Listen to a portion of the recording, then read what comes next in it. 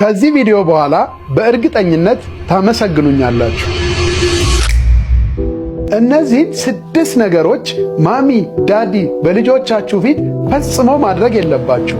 አስተውላችሁ ከሆነ ብዙዎቻችን ወላጆች ዛሬ ላይ የምንታገልበት የስነ ልቦና ጠባሳ ወይም ትሮማ ምንጩ የት እንደሆነ ጠይቀን እናውቃለን? ወላጆቻችን ባለማወቅ እኛ ፊት ባደረጉት ድርጊትና በሚሰነዝሯቸው መጥፎ ቃላት እየተለበለብን ነው ያደግነው። ዛሬም ድረስ የነዛ ትላንት የተዘሩ ዘሮች ውጤቶች ነን። ይህ መርዛማ አዙሪት በእኛ ልጆች ላይ ዛሬ እንዳይደገም ቆም ብለን ማስተካከል ያለብን ነገሮች አሉ። ለዚህ ደግሞ ቀጥሎ ያሉትን 6 ነገሮች በልጆቻችሁ ፊት ፈጽሞ ማድረግ የለባችሁ። አንደኛ፣ በልጆቻችሁ ፊት ከትዳር አጋር ጋር የሚደረግ ክርክር ወይም ግጭት። ይህ በልጆች ላይ ፍርሃትን፣ ጭንቀትንና ድብርትን ሊፈጥር ይችላል። እንዲሁም ልጁ ከአንደኛው ወላጁ ጋር እንዲወግንና በሌላኛው ወላጁ ላይ ደግሞ ጥላቻ እንዲያድርበት ሊያደርግ ይችላል። ሁለተኛ፣ ቤት ውስጥ ስላለ የገንዘብ ችግር በቀጥታም ይሁን በተዘዋዋሪ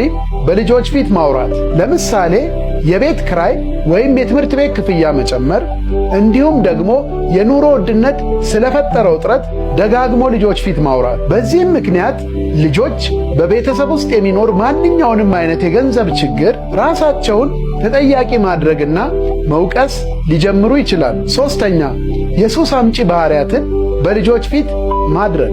ሲጋራ ማጨስ፣ መጠጥ መጠጣት ወይም ሌሎች መጥፎ ድርጊቶችን በልጆች ፊት ማድረግ። እነዚህ አደገኛ ባህሪዎች በልጆች ፊት ቀላልና ትክክለኛ ባህሪ ተደርገው እንዲወሰዱ ሊያደርግ ይችላል። በነገራችን ላይ ብዙ ጥናቶች እንደሚያሳዩት ከሆነ የቃሚ ልጅ ቃሚ፣ የሰካራም ልጅ ሰካራም፣ የአጫሽ ልጅ አጫሽ የመሆን ዕድሉ ከ75 ከመቶ በላይ ነው። አራተኛ፣ በልጆች ፊት ውሸትን መናገር እንዲሁም እምነትን ማጉደል። እዚህ ላይ አንተ ራሴ ያልተገበርከውን ነገር በፍጹም ለሌሎች ማስተማራችን፣ ምክንያቱም እነሱም እንዲሁ ተጠራጣሪ፣ ውሸታምና እምነተ ቢስ ልጆች ይሆናሉ።